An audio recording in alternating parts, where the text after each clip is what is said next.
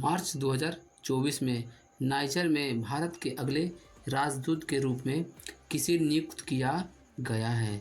तो इसका आंसर हो जाएगा ये सीताराम मीना। ठीक है, सीताराम मीना है जो ये नाइजर में भारत के अगले राजदूत के रूप में नियुक्त किया गया है सीताराम मीना को। ठीक है, जो कि नाइजर के अगले राजदूत बने हैं। ठीक है, चलिए इसका नोट्स देख लेते हैं। नोट से विदेश मंत्रालय द्वारा घोषणा के अनुसार सीताराम मीना को नाइजर में भारत के अगले राजदूत के रूप में नियुक्त किया गया है। ठीक है, यानी कि नाइजर के अगले राजदूत कौन है भारत की तरफ से? तो ये हो गए सीताराम मीना। ठीक है, नमस्कार दोस्तों आज की इस वीडियो में मैं आप सभी को आज का करंट अफेयर इस वीडियो में आप सभी को बता रहे हैं। ठीक है, ये 2 अप्रैल 2024 का ये सभी महत्वपूर्ण करंट अफेयर है। दोस्तों, रेलवे, एसएससी और कोई भी स्टेट लेवल एग्जाम के लिए यह सभी करंट अफेयर बहुत ही महत्वपूर्ण है। दोस्तों, वीडियो को स्किप नहीं कीजिएगा और वीडियो को अंत तक देखिएगा। अभी तक आपने अभिकृत स्टडी पॉइंट को आप सब्सक्राइब नहीं किया है तो अभिकृत स्टडी पॉइंट को आप सब्सक्राइब कर ले। ठीक है, चलिए वीडियो को शुरू करते हैं बिना किसी देरी के पहला नंबर क्वेश्चन के साथ। पहला नंबर एक क्वेश्चन है। ठीक है, केंद्रीय परिवहन मंत्री नितिन गडकरी ने 2024 में किस नई टोल संग्रह प्रणाली की घोषणा की है? ठीक है, तो इसका आंसर हो जाएगा ये उपग्रह आधारित। ठीक है, उपग्रह आधारित है जो ये टोल संग्रह प्रणाली की ये नई घोषणा की गई है। ठीक है, ये घोषणा जो की गई है ये केंद्रीय परिवहन मंत्री नितिन गडकरी के द्वारा यह घोषणा की गई है। ठीक है, चलिए इसका नोट्स देख लेते हैं। सैटेलाइट बेस्ड, ठीक है, यानी कि उपग्रह आधारित है टोल कलेक्शन सिस्टम से बदल दिया जाएगा जो वाहनों से शुल्क काटने के लिए जीपीएस और कैमरे का उपयोग करेगा। गडकरी ने कहा है कि नया टोल कलेक्शन सिस्टम इस साल मार्च से लागू हो सकता है। ठीक है, इस साल मार्च से लागू हो सकता है। ठीक है, मार्च के अंतिम यानी कि अप्रैल से शुरू हो सकता है। ठीक है, चलिए अगला क्वेश्चन में आ जाते हैं। अगला नंबर एक क्वेश्चन है 2024 में दुबई के मैडम तुषार में किस भारतीय अभिनेता की मोम की प्रतिमा का अनावरण किया गया है? तो इसका आंसर हो जाएगा ये अल्लू अर्जुन। ठीक है, अल्लू अर्जुन की ठीक है, अल्लू अर्जुन की ये मोम की प्रतिमा का अनावरण किया गया है। तो ये दुबई के मैडम तुषार में। ठीक है, दुबई के मैडम तुषार में।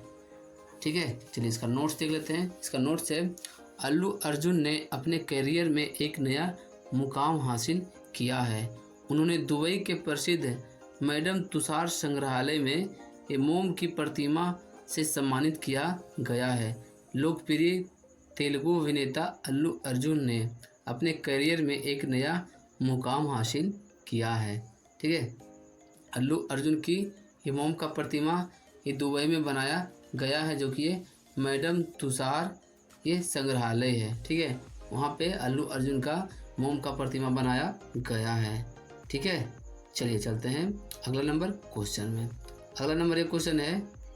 ठीक है, 2024 में पीआर श्रीजेश के साथ FIH एथलीट समिति के सह अध्यक्ष के रूप में किसे नामित किया गया था? ठीक है, तो इसका आंसर हो जाएगा ये कैमिला कैरम। कैमिला कैरम है जो ये FIH एथलीट समिति के सह अध्यक्ष के रूप में यह नामित किया गया है। ठीक है, चलिए इसका नोट्स देख लेते हैं। नोट्स है भारतीय पुरुष हॉकी टीम के गोलकीपर पीआर श्रीजेश और चिली की कैमिला कैरम को FIH एथलीट समिति का सह अध्यक्ष नियुक्त किया गया है। इसकी घोषणा अंतर्राष्ट्रीय हॉकी महासंघ द्वारा की गई है। ठीक है, हॉकी इंडिया के अध्यक्ष दिलीप तिर्की ने पीआर श्रीजेश की नियुक्ति का स्वागत किया है। ठीक है, चलिए अगला क्वेश्चन में आ जाते हैं। अगला नंबर एक क्वेश्चन है। दोस्तों, हम आपके लिए इतना मेहनत करते हैं तो कम से कम आप एक मेहनत कीजिए कि वीडियो को एक लाइक कर दीजिए। ठीक है, वीडियो को एक लाइक कर दीजिए और इस वीडियो को अपने दोस्तों के साथ शेयर कर दीजिए। ठीक है, चलिए अगला क्वेश्चन में आ जाते हैं। अगला नंबर एक क्वेश्चन है 2025 में महिलाओं के अधिकारों और लैंगिक समानता पर संयुक्त राष्ट्र मंच के 69वें सत्र की अध्यक्षता के लिए किस देश को नियुक्त किया गया था? तो इसका आंसर हो जाएगा ये सऊदी अरब। ठीक है, सऊदी अरब को देखिए महिलाओं के अधिकार और लैंगिक समानता पर यानी कि संयुक्त राष्ट्र मंच पर 69वें सत्र के अध्यक्ष के रूप में सऊदी अरब को नामित किया गया है। ठीक है, चलिए इसका नोट्स देख लेते हैं। नोट से महिलाओं की उपस्थिति पर संयुक्त राष्ट्र आयोग ने 2025 में अपने 69वें सत्र की अध्यक्षता के लिए सऊदी अरब को नियुक्त किया है, जिसके अध्यक्ष के रूप में सऊदी राजदूत अब्दुल अजीज अल वासिन को चुना गया है। ठीक है, जो सऊदी अरब के राजदूत थे उसे चुना गया है अध्यक्षता के लिए। ठीक है, सऊदी अरब के राजदूत कौन है? तो ये अब्दुल अजीज अल वासिल। ठीक है, चलिए अगला क्वेश्चन में आ जाते हैं। अगला नंबर एक क्वेश्चन है, उड़ीसा दिवस या उत्कल दिवस प्रतिवर्ष 1 अप्रैल को मनाया जाता है।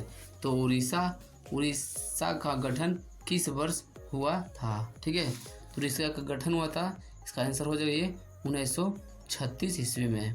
ठीक है, उड़ीसा राज्य का गठन हुआ था ये 1936 ईस्वी में। ठीक है, देखिए उड़ीसा दिवस या उत्कल दिवस 1 अप्रैल 1936 को उड़ीसा राज्य के गठन का यह प्रतीक है। ठीक है, चलिए अगला क्वेश्चन में आ जाते हैं। अगला नंबर एक क्वेश्चन है, सेबी ने वैकल्पिक आधार पर T+0 सेटलमेंट वीटा संस्करण लॉन्च किया है। ठीक है, तो ये कौन किया है? तो ये सेबी के द्वारा यह किया गया है। ठीक है, चलिए इसका नोट देख लेते हैं। इसका महत्वपूर्ण नोट्स है, शेयर बाजार ठीक है BSE और NSE ने चुनिंदा शेयरों के लिए वैकल्पिक आधार पर T+0 यानी कि उसी दिन कारोबार सेटलमेंट का वीटा वर्जन शुरू किया गया है। ठीक है, चलिए अगला क्वेश्चन में आ जाता है। अगला नंबर एक क्वेश्चन है, वर्ष 2024 का अंतर्राष्ट्रीय संस्कृति पुरस्कार किसे मिला है? तो इसका आंसर हो जाएगा ये मीना चरंदा को। ठीक है, मीना चरंदा को ये अंतर्राष्ट्रीय संस्कृति पुरस्कार से सम्मानित किया गया है। ठीक है, चलिए इसका नोट्स देख लेते हैं। इसका नोट्स है, दिल्ली विश्वविद्यालय के कालिंदी कॉलेज की प्राचार्य प्रोफेसर मीना चरंदा को वर्ष 2024 का अंतर्राष्ट्रीय संस्कृत पुरस्कार मिला है। ठीक है, चलिए अगला क्वेश्चन में आ जाते हैं।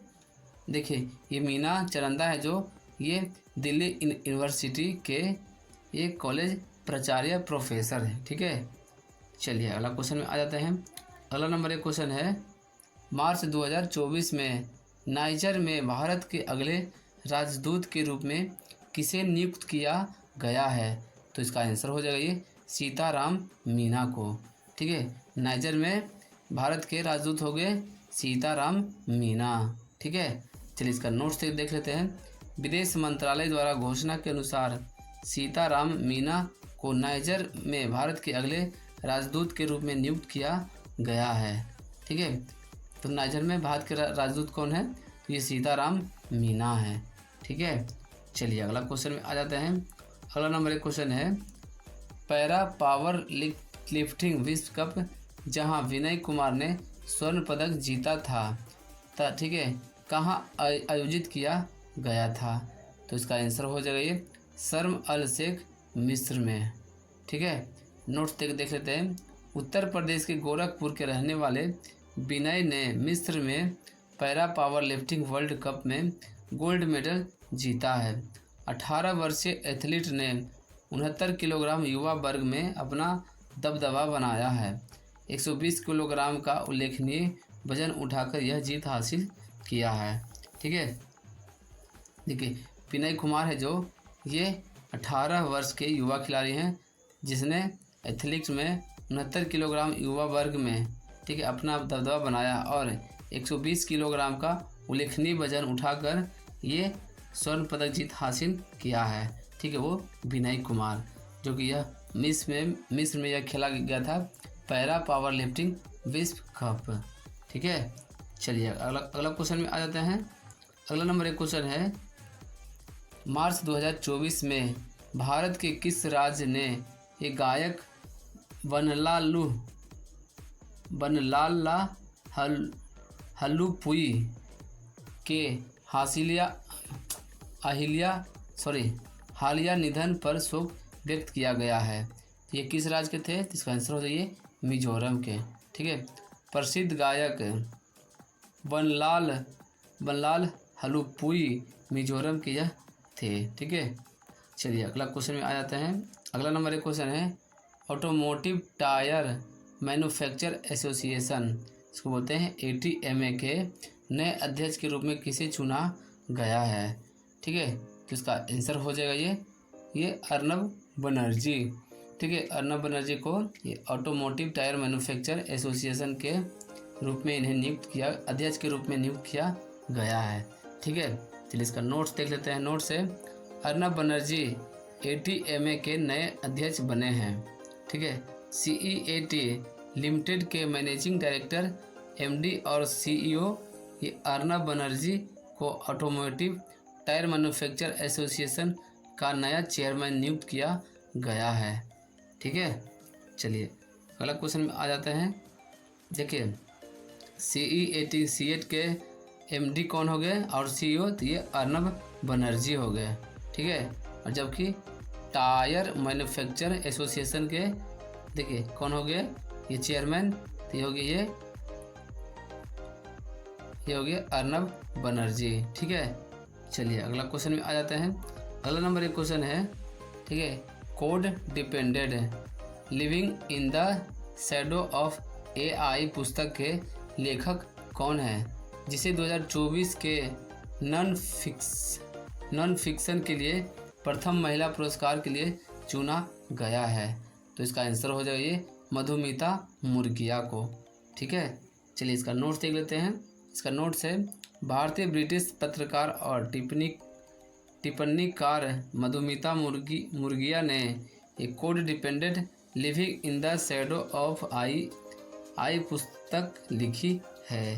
ठीक है, चलिए तो दोस्तों आज हमने इस वीडियो के माध्यम से आप सभी को आज का महत्वपूर्ण करंट अफेयर इस वीडियो में आपको बताए हैं। ठीक है, अगर वीडियो आपको अच्छा लगा होगा तो वीडियो को लाइक कीजिए, कमेंट करके बताइए कि आज का बेस्ट क्वेश्चन आपके लिए कौन सा रहा। ठीक है, इस वीडियो को अपने दोस्तों के साथ शेयर कर दीजिए। अभी तक आपने अभिकृत स्टडी पॉइंट को आप सब्सक्राइब नहीं किया है तो अभिकृत स्टडी पॉइंट को आप सब्सक्राइब कर दीजिए। चलिए मिलते हैं फिर अगले वीडियो में।